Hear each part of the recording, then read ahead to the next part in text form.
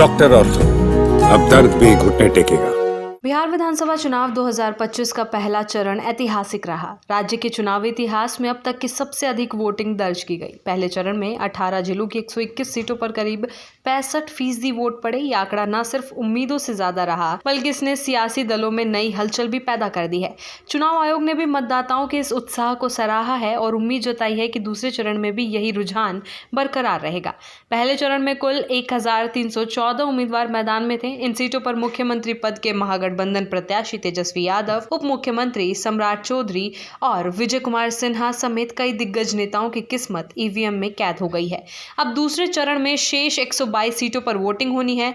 राजनीतिक दलों ने इसके लिए अपनी रणनीति और चुनावी अभियान को और तेज कर दिया है। बिहार में इस बार की वोटिंग ऐसे समय हुई है जब चुनाव आयोग ने हाल ही में विशेष गहन पुनरीक्षण एसआईआर करवाया है। इस पर विपक्षी दलों ने धांधली और मतदाता सूची में गड़बड़ी के आरोप लगाए हैं। बावजूद इसके मतदाताओं ने बड़ी संख्या में मतदान कर लोकतंत्र में अपने विश्वास का इजहार किया है। राज्य में 65% से अधिक मतदान का आंकड़ा पिछले 40 साल के इतिहास में चौथी बार देखने को मिला है। इन 4 दशकों में अब तक केवल 3 बार 60% से ऊपर वोटिंग हुई, 1990, 1995 और 2000 में। दिलचस्प बात यह है कि इन तीनों चुनावों में लालू प्रसाद यादव के नेतृत्व में जनता दल और बाद में आरजेडी ने सत्ता हासिल की थी। 1985 के चुनाव में बिहार विधानसभा की 324 सीटों पर 56.27% वोट पड़े थे।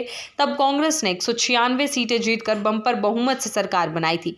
लेकिन 1990 में राज्य की सियासत ने करवट ली। इस चुनाव में 62.04% मतदान हुआ और मंडल लहर के बीच जनता दल ने 122 सीटें जीतकर सत्ता संभाली। कांग्रेस 71 सीटों पर सिमट गई और लालू प्रसाद यादव मुख्यमंत्री बने। 1995 में फिर से 61.79% मतदान हुआ। जनता दल ने 167 सीटें जीतकर सत्ता में वापसी की। लालू यादव का जनाधार और मजबूत हुआ, मगर 1997 में चारा घोटाले के आरोप के चलते उन्होंने जनता दल से अलग होकर राष्ट्रीय जनता दल की स्थापना की और मुख्यमंत्री पद अपनी पत्नी राबड़ी देवी को सौंप दिया। फरवरी 2000 के चुनाव में 62.57% वोट पड़े।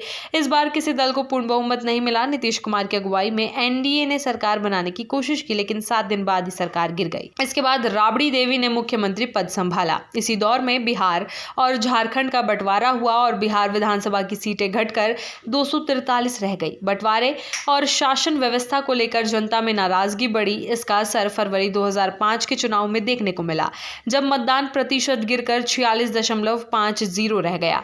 इस कम वोटिंग का नुकसान आरजेडी को उठाना पड़ा और उसे सत्ता से बाहर होना पड़ा। सरकार न बनने के कारण राष्ट्रपति शासन लागू करना पड़ा। उसी साल दोबारा चुनाव हुए, लेकिन वोटिंग 45% के आसपास रही। इस बार एनडीए को बहुमत मिला और नीतीश कुमार मुख्यमंत्री बने। नीतीश कुमार ने विकास और सुशासन के मुद्दे पर अपनी नई छवि बनाई।